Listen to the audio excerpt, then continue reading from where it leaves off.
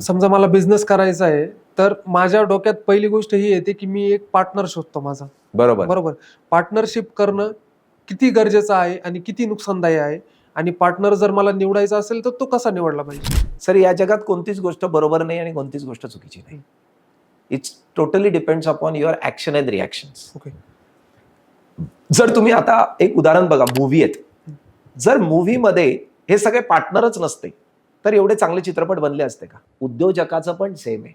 जर उद्योजकाला त्याचा पिक्चर हिट करायचा असेल आणि तो लॉंग टर्म चालवायचा असेल, तर तुमच्या बरोबर असणारे सगळे लोक त्या त्या इंडस्ट्रीतले बाप आहेत का?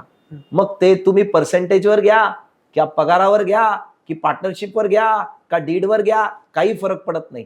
पण हे जर सगळे चांगली डोकी एकत्र आली, तर 100% तुमचा पिक्चर हा जसा मुघली आझम गाजला तसा तुमचा पिक्चर गाजणार, यात वादच नाही.